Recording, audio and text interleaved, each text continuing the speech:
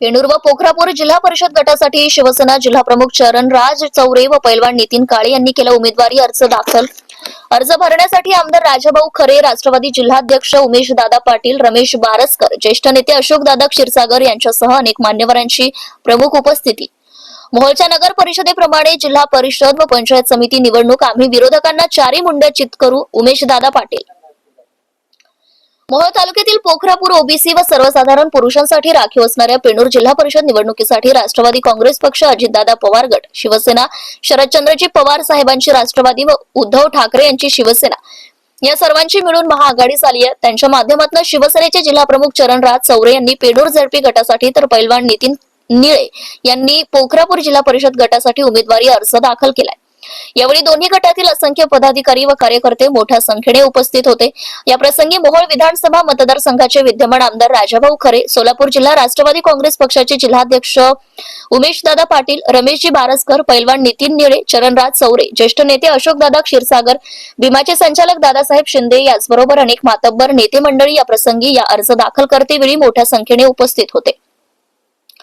या प्रसंगी विद्यमान आमदार राजाभाऊ खरे यांच्याशी पत्रकारांनी संवाद साधला असता त्यांनी अनेक विषयांना हात घातलाय। माजी आमदार यशवंत तात्या माने यांच्या कंपनीबाबत मी वरिष्ठ स्तरावर तक्रार केली असून काही दिवसात त्यांची कंपनी ही ब्लॅकलिस्ट करण्यात येणार आहे। विधानसभा व नगरपालिका निवडणुकीप्रमाणे जिल्हा परिषद निवडणुकीतील जिल्हा परिषद गटामध्ये व 12 पंचायत समिती गणामध्ये आमच्या आघाडीचे उमेदवार मोठ्या मताधिक्याने निवडून येतील असा ठाम विश्वास यावेळी आमदार राजाभाऊ खरे यांनी व्यक्त केलाय। यावेळी जिल्हाध्यक्ष उमेश दादा पाटील यांनीही विरोधकांना चांगलेच टार्गेट केले। आमच्याकडून कोणत्या प्रकारची कसली फळी वगैरे नसून आम्ही सर्वसामान्य कार्यकर्त्याला संधी देऊन पुढे नेण्याचा प्रयत्न करणार आहोत। माजी आमदार राजन पाटील हे अनगर पुरतेच मर्यादित राहिले पाहिजेत। त्याचबरोबर त्यांनी उद्या शेवटचा दिवस राहिला आहे, अजूनही मी एकदा ओपन चॅलेंज देतोय की त्यांनी कुरुल जिल्हा परिषद गटातून उमेदवारी घेऊन माझ्या विरोधात निवडणूक लढवावी। एखाद्या कोणत्या तरी व्यक्तीला पुढे आणून त्याला टार्गेट करून राजकारण करता येत नसते। त्यासाठी रस्त्यावर उतरून जनतेचे प्रश्न समजावून घ्यावे लागतात। माझ्या कामावर उपमुख्यमंत्री अजितदादा यांना मोठा विश्वास असून त्यांनी मलाही उमेदवारी दिली। मी समोरच्या विरोधकांचे डिपॉझिट जप्त करणार आहे, अशी मी फिल्डिंग लावली असल्याचंही त्यांनी यावेळी उमेशदादा पाटील यांनी सांगितलंय। या प्रसंगी मोठ्या संख्येने आमदार राजाभाऊ खरे, जिल्हाध्यक्ष उमेशदादा पाटील, चरणराज चौरे यांच्यावर प्रेम करणारे असंख्य पदाधिकारी व कार्यकर्ते मोठ्या संख्येने यावेळी उपस्थित होते। कुणाची होती? 1 वर्षापूर्वी आमदार आमचा आत्ताशी आला। 50 वर्ष तुमच्या ताब्यात सरकारी सरकार, तुम्हाला आम्हाला विकासाबद्दल आम्ही तुम्हाला विचारायचं आहे। मोहोळ मधल्या रस्त्याचं काय झालं? मोहोळ मधल्या क्रीडांगणाचं काय झालं? मोहोळ मधल्या म्हणजे मोहोळ तालुक्याच्या मतदारसंघाच्या मोहोळ मधल्या आरोग्य सेवेचं काय झालं? मोहोळ मधल्या दवाखान्याचं काय झालं? मोहोळ मधल्या कृषी विद्यालयाचं काय झालं? मोहोळ मधल्या सगळ्या पानंद रस्त्याचं काय झालं? मोहोळ मधल्या कॅनलच्या रस्त्याचं काय झालं? मोहोळ मधल्या पाणी पुरवठा योजनेचं काय झालं? मोहोळ मधल्या तुमच्या MSCBच्या संदर्भातलं काय झालं? लोकांना वीज वेळेवर मिळत नाही त्याचं काय झालं? लोकांना प्यायला पाणी वेळेवर मिळत नाही त्याचं काय झालं? अजून पाणी पुरवठ्याची योजना झाली नाही त्याचं काय झालं? हे सगळं जे शिल्लक राहिलं 50 वर्ष तुम्ही काय करतो? 2000 रस्ते मंजूर केले, त्याचे ठेके आणि विकास आता ह्यांनी विकास काय केला हे काय म्हणतात आम्हाला? त्यांनी विकास काय केला त्याचं उत्तर द्यावं।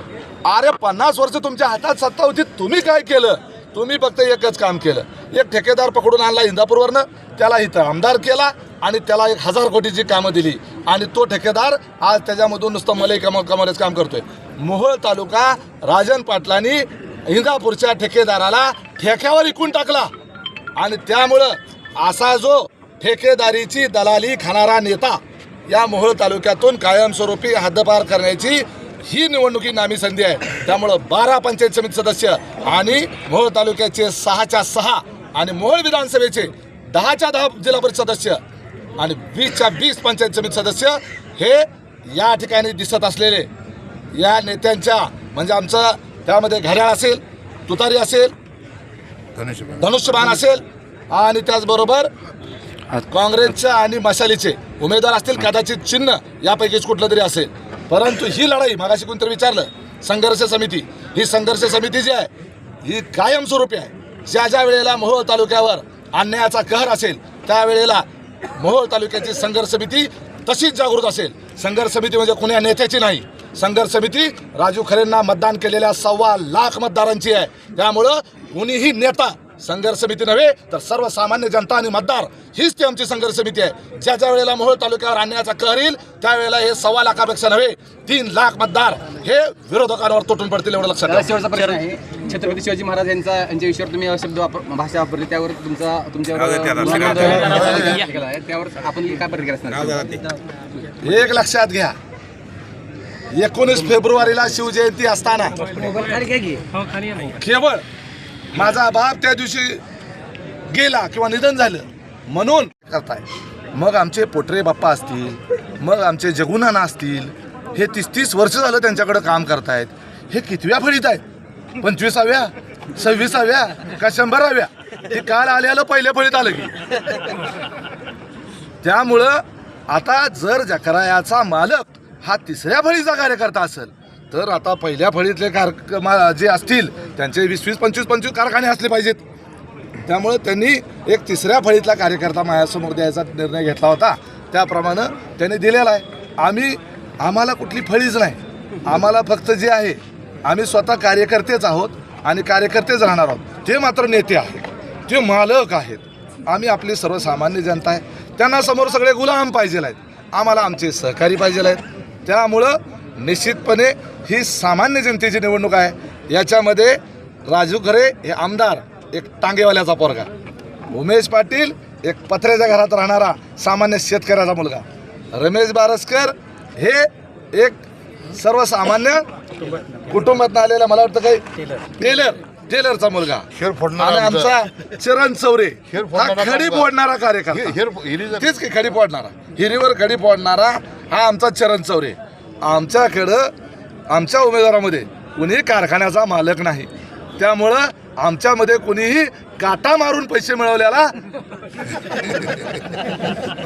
काटा मारून पैसे घेऊन गबरगंड झालेला आणि ते पैसे निवडणुकीमध्ये मताला 5-5, 10-10 हजार वाटणारा असला कोणी आमच्याकडं नाही.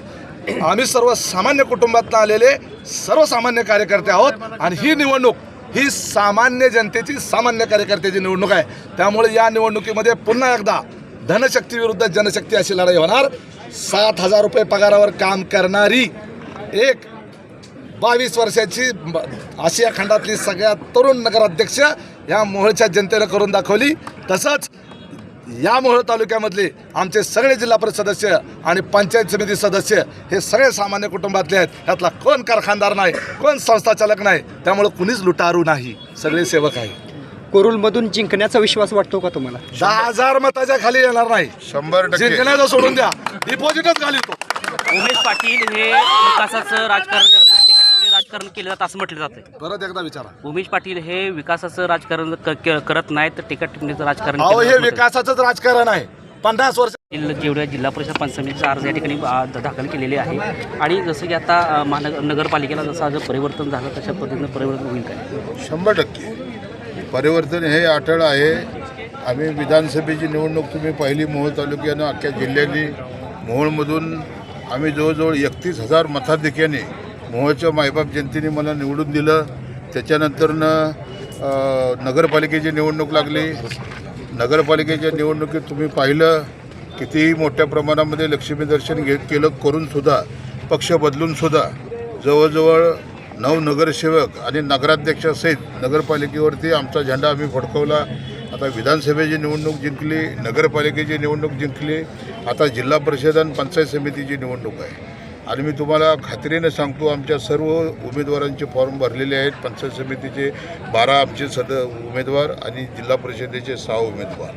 तर आमच्या या निवडणुकीमध्ये कितीही काही केलं, कसलाही तुम्ही लक्ष्मी दर्शन घडवलं, तर मी तुम्हाला आज सांगतो राजन पाटलाचा टांगा पट्टी केल्याशिवाय हा आमदार राजू खरे स्वस्थ बसणार नाही. बरोबर आहे, परंतु अशा पद्धतीनं BJPमध्ये प्रवेश केलेला आहे आणि तशा पद्धतीनं कंबरी खसलेली आहे आणि ताकदी पुरवून लावलेला जी हार झालेली आहे ते परत भरून काढण्यासाठी तशी कंबर त्यांनी खसलेली आहे. योगा तुम्हाला सांगतो, मी 1990ला वयाच्या 15व्या वर्षी शिवसेनेत प्रवेश केला आणि आज माझं वय 50 आहे. तब्बल 36 वर्ष झाले मी शिवसेनेमध्ये काम करतो आहे आणि 36 वर्ष मी भारतीय जनता पक्षाला ओळखतो आहे. 90 सालची कमळाबाई कशी होती आणि 2026ची कमळाबाई कशी आहे हे जेवढं मला माहिती आहे तेवढं राजन पाटलाला माहिती नाही, लक्षात ठेवा. त्याच्यामुळे त्यांनी ऐका थोडं, ते त्यांनी भारतीय जनता पक्षात प्रवेश केला, विधानसभा हरले, मोहोळची नगरपालिका हरली. मोहोळच्या नगरपालिकेच्या अगोदर ते भाजपमध्ये गेले, आम्ही मोहोळची नगरपालिका जिंकली. आता जिल्हा परिषद पंचायत समितीच्या निवडणुकीमध्ये प्रचंड असा निकाल हा मोहोळ मतदारसंघामध्ये आमच्या बाजूनं लागल आणि राजन पाटलाचा टांगापलटी केल्यानंतरनं ही शेवटची त्यांची निवडणूक ठरल. आणि मी आज तुम्हाला सांगतो की या निवडणुकीनंतरनं राजन पाटील भारतीय जनता पक्षाला सोडतील आणि अमेरिकेचे राष्ट्राध्यक्ष ट्रम्प यांना भेटून ते ट्रम्पच्या पक्षात जातील. माझे आमदार यशवंत माने आपल्यावर विशेष करून टार्गेट करतायत, वैयक्तिक टीका करतायत, यावर काय? नाही, त्याला तरी 31,000 पलटी हाणलेली आहे, त्याची पराभूत केलेला आहे त्याला, त्या यशवंत मानेला. आणि ते इंदापूरचं पार्सल आता इंदापूरला पाठवलेलं आहे. आता त्याची 1-2 कामं चालू आहेत तिथं, बेगमपूर ते आपला वैराग रस्ता आणि कुरुल ते पंढरपूर रस्ता, हे दोन्ही रस्ते मोहोळमध्ये येऊन जे ग्रामपंचायतीला स्वतःच्या निवडून येऊ शकत नाही त्यांना आनगरकर पाटलांनी मोहोळमध्ये येऊन त्यावेळेला आमदारकीची उमेदवारी दिली. हा मोहोळ तालुक्याचा सुपुत्र आहे. माझं आव्हान अनगरकरांना होतं की तुम्ही तुमचं अनगर सोडा, मी माझं नरखेड सोडतो आणि जिथं कुठं ओपन मतदारसंघ असेल तिथं माझ्या विरोधात निवडणूक लढवून दाखवा. अर्ज भरायचा शेवटचा दिवस आला, अजून उद्या 3 वाजेपर्यंत वेळ आहे. पुन्हा एकदा अनगरकरांना अजून चॅलेंज देतो, जर पोरांना जमत नसेल तर बापानं माझ्या विरोधात निवडणूक लढवून दाखवावी. आणि आम्ही आमचा दृष्टिकोन हा स्वतःचं गाव स्वतःचा भाग असा संकुचित न ठेवता व्यापक स्वरूपामध्ये मोहोळ तालुका आणि मोहोळ मतदारसंघ आणि त्या मतदारसंघाच्या एका टोकापासून दुसऱ्या टोकापर्यंतचा प्रत्येक भाग हा विकासाच्या लाभात असला पाहिजे. फक्त स्वतःचं गाव आणि स्वतःचा भाग याच्यापुरता विकास मर्यादित राहिला नाही पाहिजे. आणि याच्याकरता म्हणून राजन पाटील हे फक्त अनगरपुरते मर्यादित त्यांनी कामं केलीत मागच्या 40-50 वर्षात. मोहोळ तालुक्याला सगळ्या बाकीच्या वाऱ्यावर सोडलेलं आहे आणि हे प्रकर्षानं लोकांच्या समोर यावं म्हणून त्या ठिकाणी मी कुरुल मतदारसंघातून उमेदवारी अर्ज दाखल केलेला आहे. अनगरकर ज्या अर्थी अनगर सोडून कुरुलमध्ये माझ्या विरोधात निवडणूक लढवू शकत नाहीत त्या अर्थी हे त्यांनी स्वीकारलेलं आहे की मोहोळ तालुक्याचा अनगर भाग सोडला तर बाकीच्या तालुक्याला त्यांनी सावत्रपणाची वागणूक दिली. 40 वर्षामध्ये अनगर सोडून इतर भागात अजिबात कुठलीही विकास कामं केली नाहीत.